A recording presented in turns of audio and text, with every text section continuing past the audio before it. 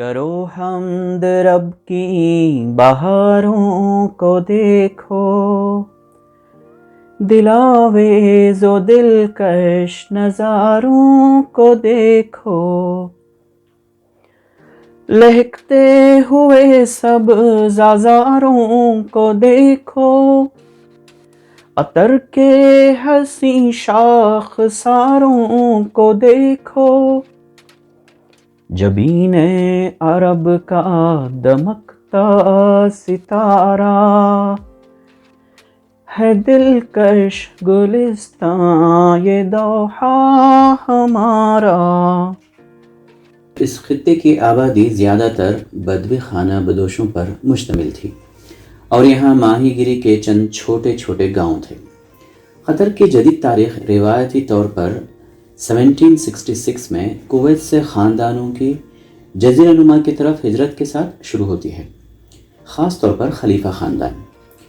الزبارہ کے نئے قصبے میں ان کی آباد کاری ایک چھوٹے سے موتیوں کے غوطہ خوری اور تجارتی مرکز بن گئی۔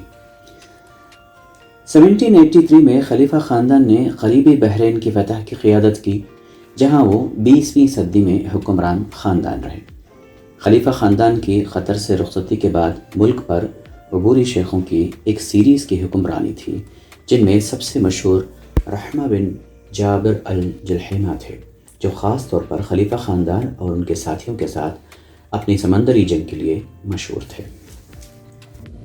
کوئی مسئلہ یا نہ مشکل ملے گا، قطر میں ہر ایک شخص خوش دل ملے گا، تموج سے محفوظ ساحل ملے گا، ہر ایک سمت شور انادل ملے گا، مناروں کا منظر بہت پیارا پیارا ہے دلکش گلستان یہ دوحہ ہمارا۔ 1916 میں برطانیہ نے قطر کے رہنما کے ساتھ ایک معاہدہ کیا جو کہ دیگر خلیجی ریاستوں کے ساتھ پہلے کے معاہدوں سے مشابہت رکھتا تھا،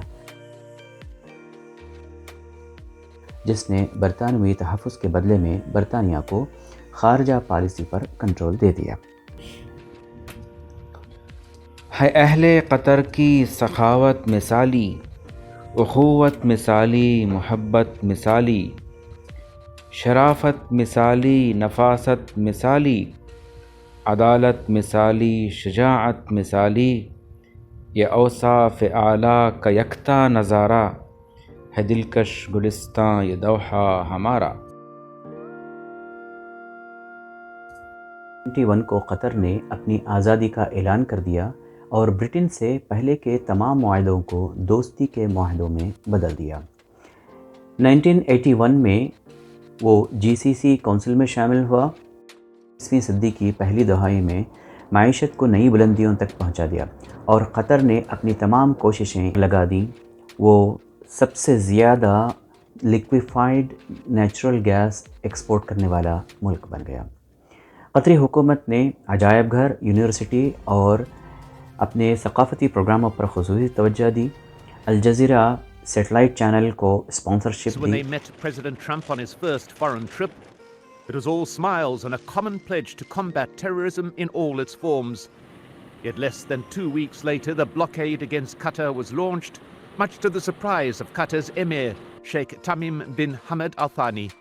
We were praising each other, laughing with each other, discussing, how to solve this terrorism that is a threat for the rest of the world. They're making demands of you, that you shut down Al Jazeera, that you give them your word that you're not supporting any Islamist groups. Are you going to meet these demands?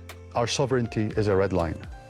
We don't accept anybody interfering our sovereignty. When you tell me to close a channel like Al Jazeera, history were right. Al Jazeera Arabic channel کے بعد اس نے English channel کو launch کیا اور عرب دنیا سے نکل کر الجزیرہ سیٹلائٹ چینل اب دنیا کے اکثر خطے پر اپنی بات کو پہنچانے میں کامیاب ہو گیا۔ لیکن یہ قطر کا اقدام اپنے پڑوسیوں کو ناراض کرنے کا سبب بنا۔ جرنلزم کی دنیا میں تہلکہ مچاتے ہوئے وہ لوگوں کے دلوں میں ایک نئے انقلاب کو جنم دینے کا سبب بنتا جا رہا تھا۔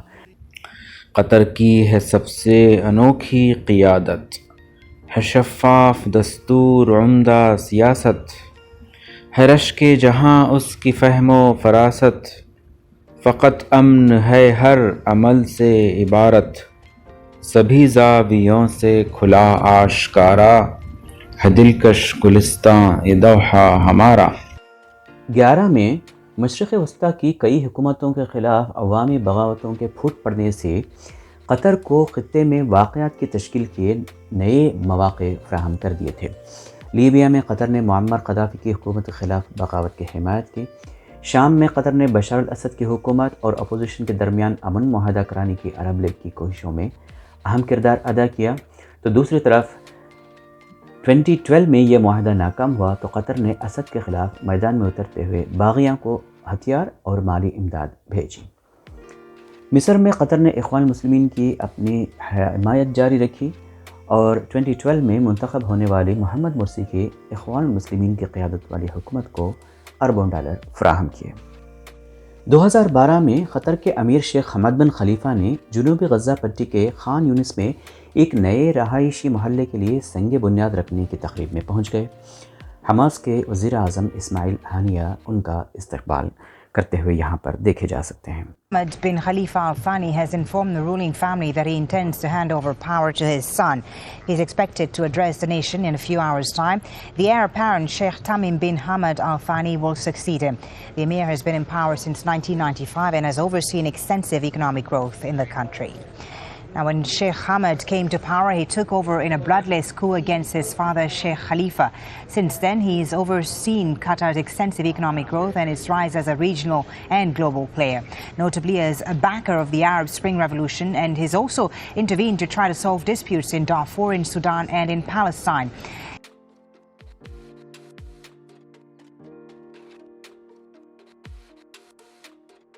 سعودی عرب، متحدہ عرب امارات، مصر اور بحرین کی قیادت میں قطر کے ساتھ تمام سفارتی تعلقات کو منقطع کر دیا گیا۔ اقتصادی ناکہ بندی کر دی گئی۔ سعودی اور یو اے حکام نے اس ناکہ بندی کو شدت پسند اسلام پسند گروپوں کے لیے قطر کی حمایت اور سعودی عرب کے بنیادی علاقائی حریف ایران کے ساتھ تعلقات کو سبب قرار دیا۔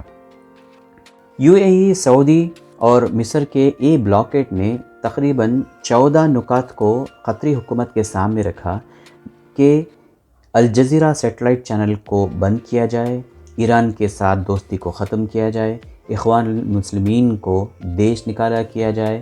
ایسی تمام پابندیوں کو انہوں نے اس میں مینشن کیا تھا، لیکن قطر کی پرعزم قائد تمیم بن حمد نے ان کی تمام ایسے ڈیمانڈز کو رد کر دیا اور کہا کہ قطر باہر سے ڈکٹیٹ کی ہوئی کوئی بھی ایسی پالیسی کو نافذ نہیں کرے گا۔